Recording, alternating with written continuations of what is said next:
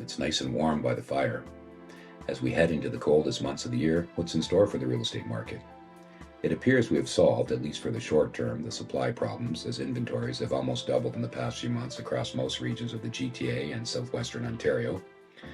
Interest rates are still a concern, and it appears the US is having difficulty selling its debt for the very first time that I can recall. Geez, I wonder why. This is forcing bond yields higher and is having a negative effect on fixed rate mortgages. This is not good news for the housing market or for people renewing their current mortgages.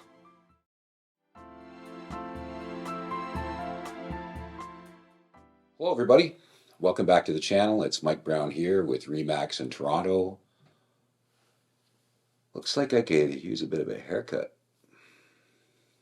Anyhow, listen, if you've been following along with the last couple of episodes, you may recall that I had indicated that the average price of a house here in the GTA actually went up from August to September and again from September to October.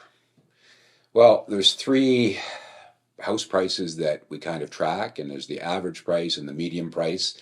The average price is obviously the number of sales gets divided into the total volume of sales to give you an average price.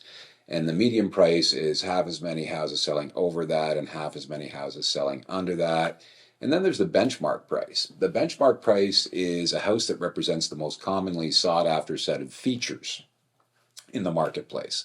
And that's really a metric that I kind of pay attention to because the average and median price can be very much skewed by high-end sales. And as a matter of fact, I checked through the month of September, 42% of the market in the 416 sold over the 2.5 million mark, and there were some sales between 7 and 10 million.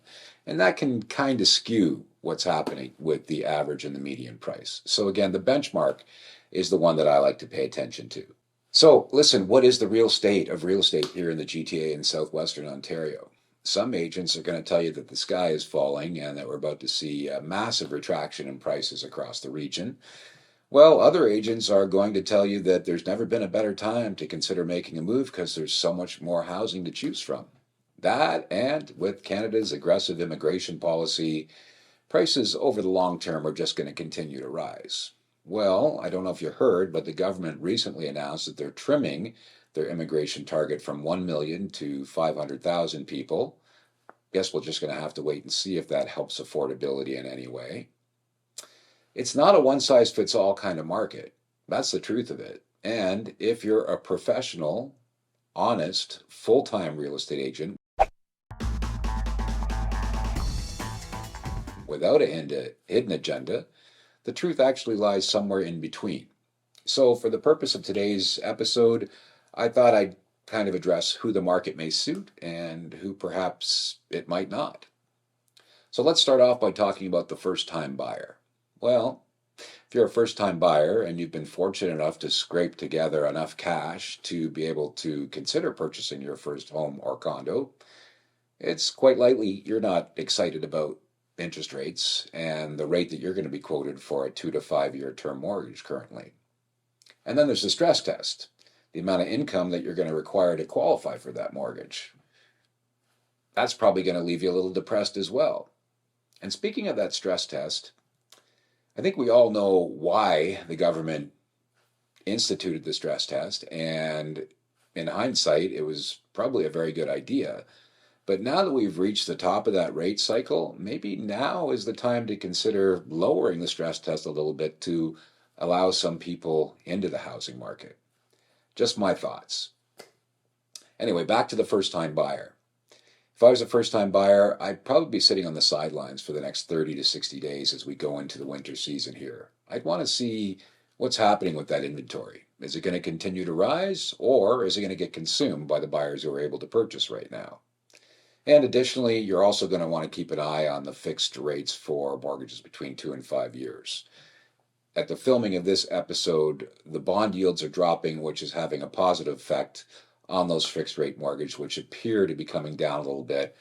I can't say if it's an ongoing cycle, but it's certainly something to pay attention to. So perhaps in the next month or two, there might be an ideal penetration point for you as a first-time buyer. How about if you're an empty nester? You've owned your house for many years and you no longer have a mortgage. Your kids are grown, they've gone to college or university, or Perhaps they've started families of their own and you've been contemplating a move. Well, you're probably not thrilled about the fact that the market has taken on a lot of inventory and may be shifting to the buyer's favor, and perhaps you might receive a little bit less than you might have a couple months back or when the market peaked a year ago. Look, the bottom line is there's many micro markets throughout the GTA and southwestern Ontario, and many of these neighborhoods have seen very little price instability at all. So it really has a lot more to do with your house and how well you prepare it for market, and if you have a professional, full-time, experienced real estate agent with some perspective. Look, you know what? Opportunity may be knocking for you. Perhaps now is the time to consider taking an extended vacation, or maybe getting a furnished rental here or abroad.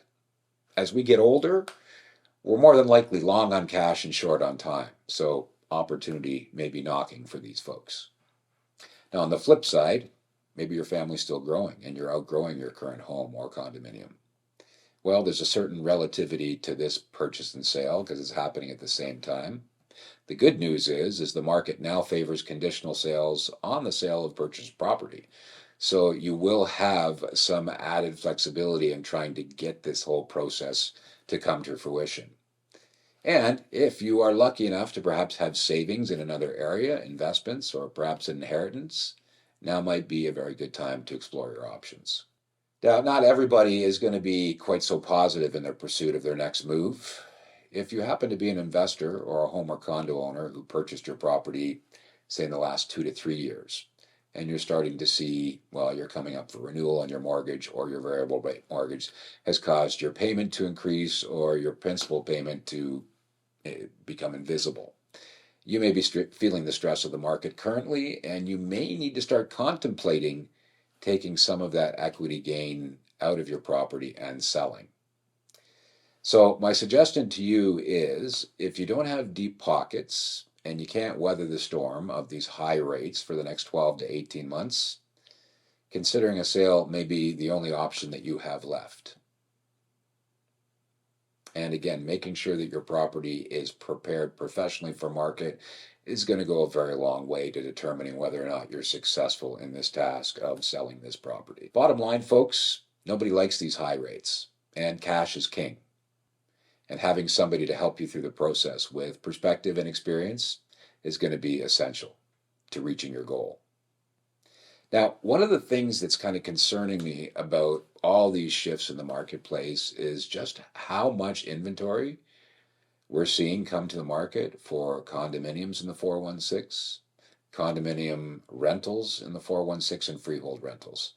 Those numbers do not appear to be plateauing. They just seem to be adding on a daily basis.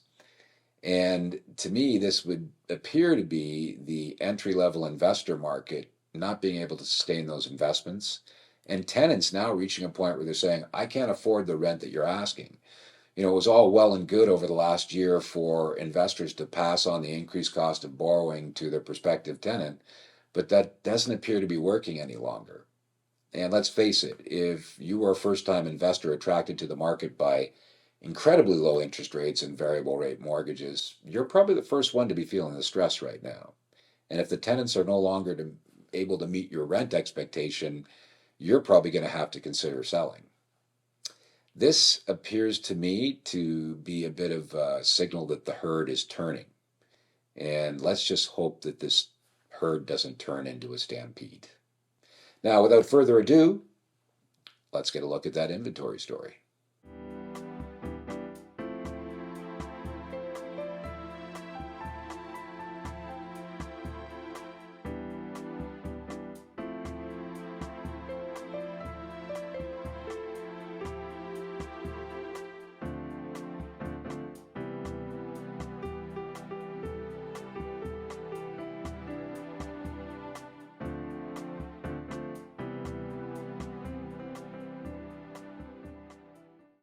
Hey, listen, thanks again for tuning into the channel. If you're getting value from these videos, I'm going to ask you to please consider subscribing, liking, and maybe passing these videos on to a friend or family member.